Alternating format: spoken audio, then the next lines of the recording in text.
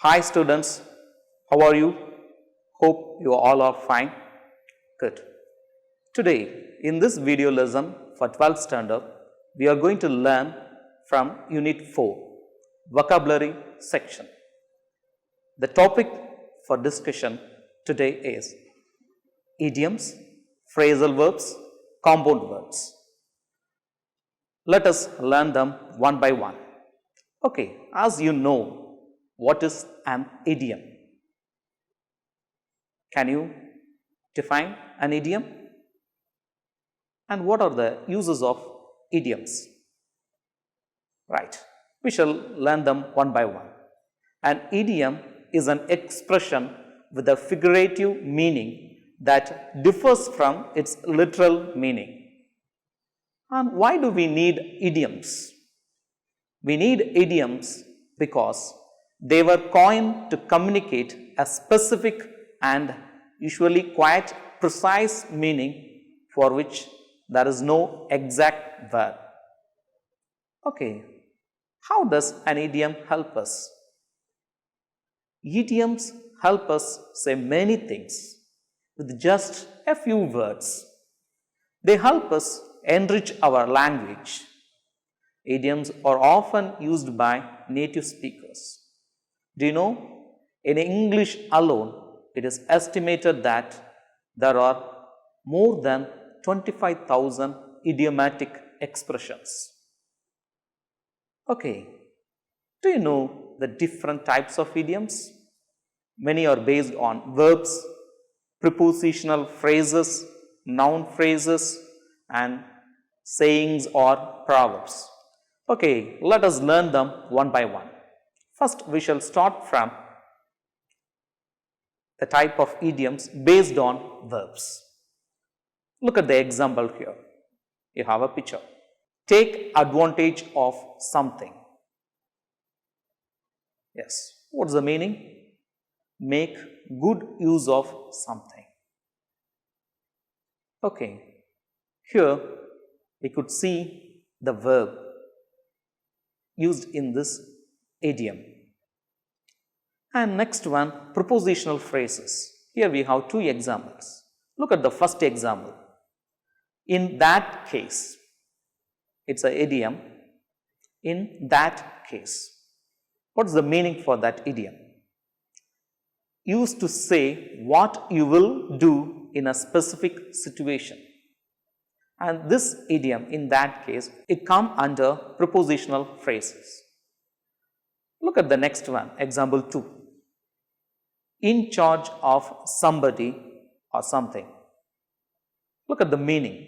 Having control or command of somebody or something. And this is the example for prepositional phrase. Look at the next type of idiom, which is noun phrases. Look at the example here. A piece of cake. And as we know, every idiom has an idiomatic meaning. And here this idiom, a piece of cake, does not refer to a single piece of cake. But here it means a thing that is easy to do. Maybe drawing is a piece of cake for my friend. Okay, let's move to the next type. Sayings or proverbs. Look at the example. Better late than never. Yeah. What is the meaning for this idiom, better late than never? The meaning is, it is better to arrive late than not.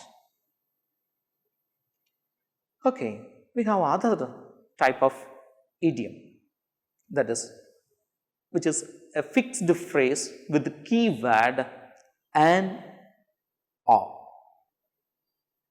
Look at the example here. We have two examples. Look at the first one. Bright and early, here this is the idiom. Bright and early, what's the meaning for this idiom? That is early in the morning. Look at the next picture. Right. Now, come to the example. More or less. So, here the idiom is more or less. And the meaning for this idiom is almost or approximately. Right. In these two examples, we could find idioms with keywords and in the second idiom, we have or. Okay. We shall see some of the idioms that are given in our textbook on page number 117. Look at the idiomatic expressions with their meanings. Right. Let's have the first one. Wait for the dust to settle. What is the meaning here? To wait for a situation to become clear or certain. You could see the picture there. And how to use that in the sentence? Let the dust settle before we decide what to do. Okay, shall we move to the next one? Right. Look at this sentence and this picture. And here the idiom is get all your ducks in a row or have all your ducks in a row. The meaning for this idiom is to have made all the preparations needed to do something. Yes. Or the meaning can be to have made all the preparations needed to be well organized. Yes. And we can use this idiom in a sentence like, be sure to get your ducks in a row before you start a work. Okay, look at the next idiom. Fetch and carry for somebody.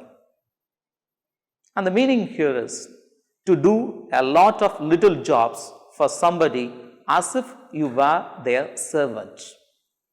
In the picture, you could see a dog carrying newspaper.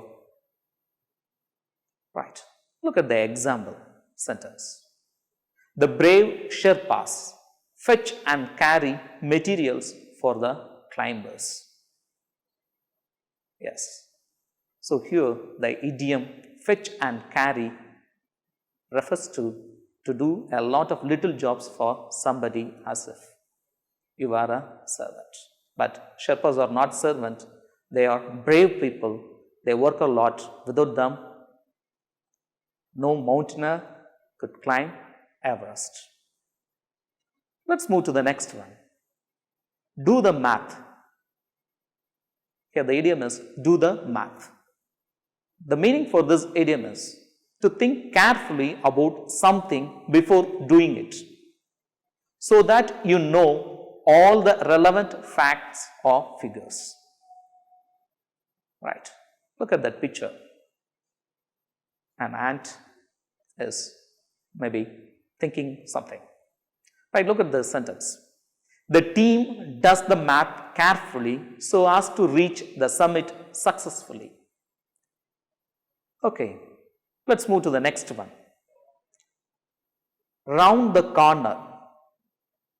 The meaning for the idiom round the corner is very near or close by. Look at the picture here.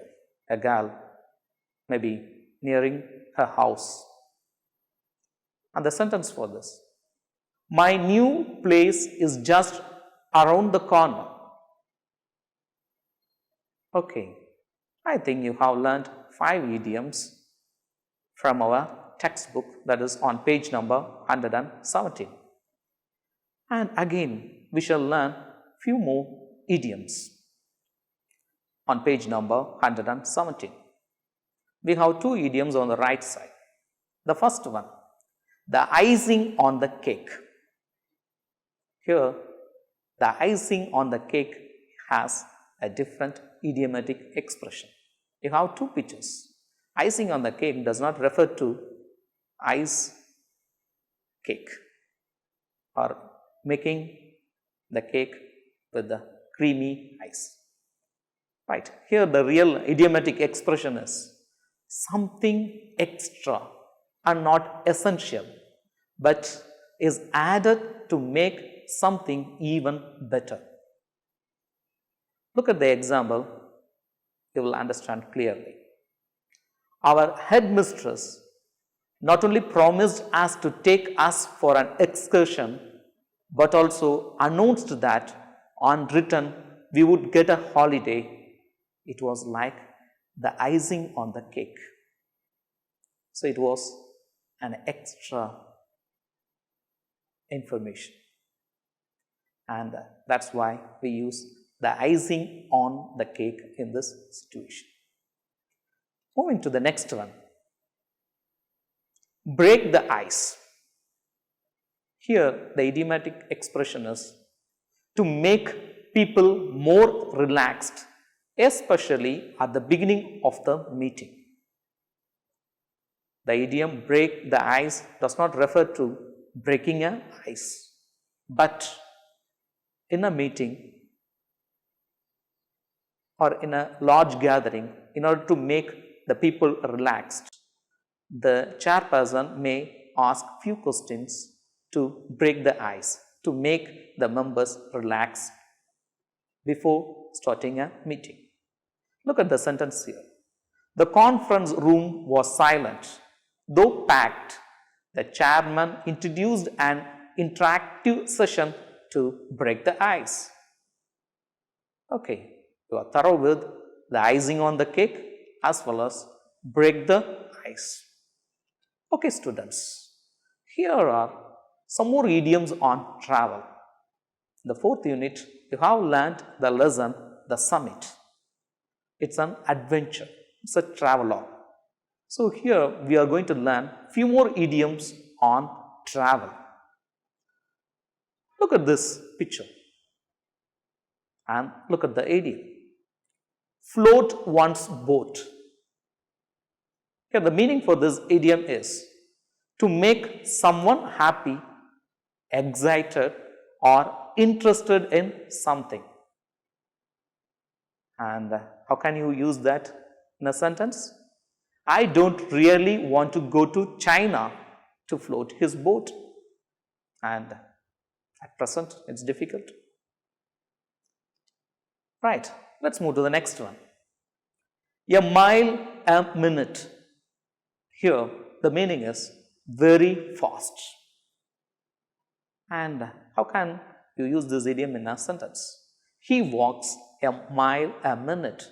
He walks very fast. Moving to the next one. Highways and byways. What is the meaning for this idiom? It is major and minor roadways. And how to express that in a sentence? All through the summer, he roamed highways and byways. Okay, let us have some more idioms on travel.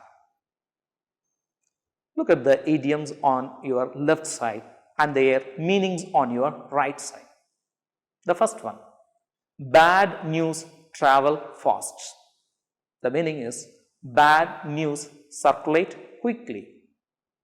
Going to the next one, off the beaten track. The meaning is little known or in a remote area. Going for the third one, in the same boat. The meaning here is same unpleasant or difficult situation. Look at the next one, drive up the wall. The meaning is someone drives you to the wall. Maybe someone who irritates you. Going for the last one, hit the road. The meaning is to begin one's journey. And here you have all the idioms based on travel. Try to write your own sentences for these idioms. Okay, students, let's move to the next topic, that is phrasal verbs. We have learnt about phrasal verbs. What is a phrasal verb? A phrasal verb is a verb that is made up of a main verb together with an adverb or a preposition. Okay, let's start from here. We have many phrasal verbs on page number 180. Let us learn them one by one with examples. Look at the first one. Turn on. Here the verb turn and the preposition on is combined to form a phrasal verb turn on. The meaning for turn on is to start or to open or to point something. Let us see the usage. Look at the first example. Is your computer turned on? Look at the second one. Turn on the tap, will you? Here it is used to open. Look at the next one for pointing something. The trial turned on medical evidence. Right. So here turn on can be used in three ways, in three meanings. To start, open, point. Okay, moving to the next one. Take over. Take over can be used to mean take lead or begin, to control. Look at the example here. He took over the captainship from him. Look at the next sentence. Government is taking over all schools. So here take over can be used in two ways. Moving to the next one. Set off. This phrasal verb can be used to mean to start a journey, to make something explode or cause something to operate. Okay, look at the three examples. The first one, to start a journey. Yes, the first example. We set off journey early in the morning. Look at the second one.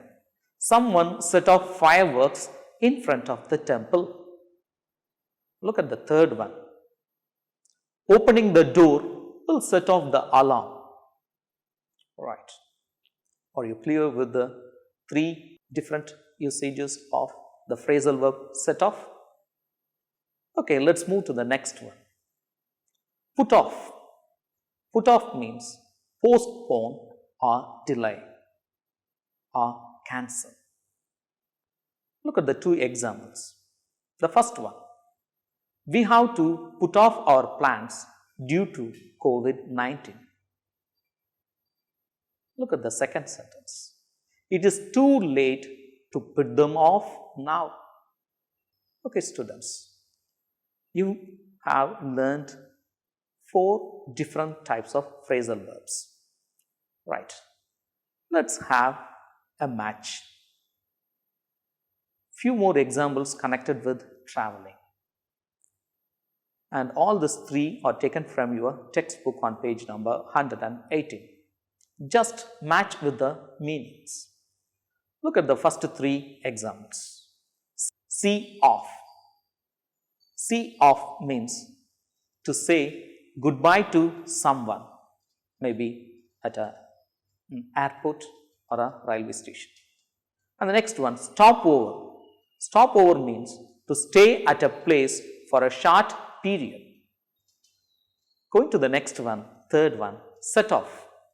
Set off means to start off or begin a journey. Okay, students. Now you have to try yourself. We have 4 examples here. Get in, get off, get on, and get away. Okay, what is the first phrasal verb? Get in. And find out the meaning for this phrasal verb. Get in. Enter a bus or train, etc. Get off. Leave a bus or train, etc. Get on. Arrive inside train or bus. And what does get away mean? To go away from home for a vacation. Okay, check the next one. We have two phrasal verbs based on the verb check. Check in, check out. The meaning for check in? Yes, good. Arrive and register at airport or hotel. And what is the meaning for the second one? Check out. Pay the bill when leaving a hotel. Okay, students, let's have a few more phrasal verbs and their meanings based on travel. These are not in your textbook. We have discussed all the phrasal verbs based on travel in your textbook on page number 118. Here are a few more phrasal verbs based on travel. Hold up. The meaning for hold up is delay when traveling. The second one, take off, when a plane departs. The third one, drop off, take someone to a place and leave them there. Going for the fourth one, pick up, let someone get into your car or your own vehicle. Moving to the fifth one, speed up. The meaning here is increase speed. And the sixth one, look around, to explore what is near your area. And the seventh one, hurry up, rush and not waste the time. And the eighth one, go back, which means return to a place or an activity. And the last one, look forward, something that is going to happen in the future.